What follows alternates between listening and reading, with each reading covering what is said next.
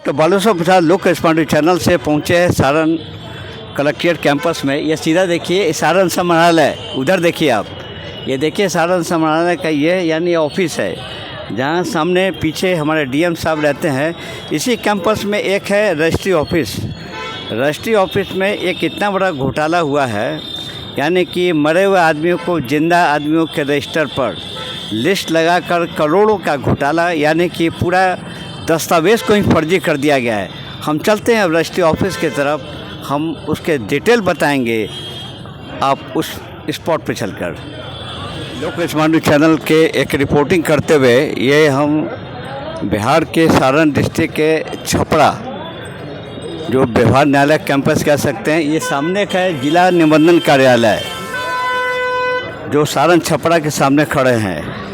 एक मामला एक यहाँ अजीबोगरीब का एक उजागर हुआ है कि जब रजिस्ट्री ऑफिस में कितने लोग विश्वास से कराते हैं, रजिस्ट्री कराते हैं, म्यूटेशन की कार्रवाई, सब कार्रवाई होती है, लेकिन एक मामला यह है कि मरे हुए आदमी को जिंदा आदमी के रजिस्टर पर उसके नाम को हटा करके मरे हुए आदमियों का लिस्ट लगा करके पूरा दस्तावेज के साथ छेड़छाड़ी करके ये मामला, जो इसको कह सकते हैं कि एक करोड़ों का घोटाला भी है इसके भीतर।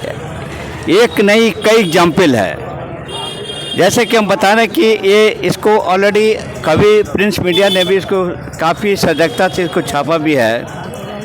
ये यानी कि सारण जिले के छपरा रजिस्ट्री कार्यालय में एक बड़ा दस्तावेज फर्जीवाड़ा का एक खुलासा हुआ है। इस फर्जीवाड़ा का भंडाफोड़ स्वयं यहाँ के रजिस्ट्रार साहब ने किया था। उन्होंने दिसंबर 2024 के पूर्व में अभिलेखपाल जयप्रकाश रजक के खिलाफ एक एफआईआर दर्ज कराई गई थी। प्लीज़ आप कैमरा घुमाते रहिए, आप हमारा चेहरा मत दिखाइए आप, और केवल आप फोकस दिखाइए जिला निबंधन कार्यालय पर, कोर्ट पर नहीं। और इस पर जो गंभीर जांच हुई और इसके बाद हेरा फेरी की बात हुई।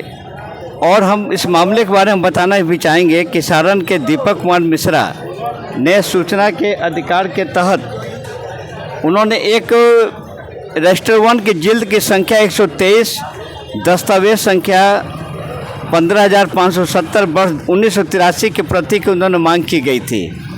चलिए, बड़ी खुशकिस्मती ये बात है कि आरटीआई के जवाब तो दे दिया। जैसे ही आरटीआई के जब जवाब आया तो मामला का खुलासा हो गया, यानी कि और सत्यापन जब किया गया तो पाया गया कि उस रजिस्टर के पृष्ठ संख्या 141 से लेकर 161 तक के 6 पृष्ठों दस्तावेजों पर जालीबाजी की गई, यानी जालसाज किया गया। दस्तावेज स्कैन प्रति से मेल नहीं खाते थे, कृत्रिम रूप से जेल से चिपकाए गए प्रतीत होते हैं। और इसमें सबसे बड़ी बात है कि चौंकाने वाला तथ्य यह मिला है कि वर्ष 1983 के जिल्द 123 में दस्तावेज संख्या 15358 और 15359 और 1568, 1569, 1557, 1557 के प्रतिलिपियाँ भी मूल प्रति से भी आपको भिन्नता पाई गई। कवरेज देखती, हाँ। उसके बाद बताते चलते हैं कि ये जिसकी स्पष्ट हुआ कि हाल में जिलों के साथ छेड़छाड़ की गई है। 1934 का ये दस्तावेज, ये 3483 और 3484 में संदिग्ध पाए गए। इनके मूल प्रतियां जिल्द संख्या 46 और 43 में उपलब्ध है, लेकिन 1966 के दस्तावेज संख्या 3992 और 3993 में मूल प्रति जिल्द संख्या 32 है, लेकिन जिल्द संख्या 36 में चिपकाया गया मिला है।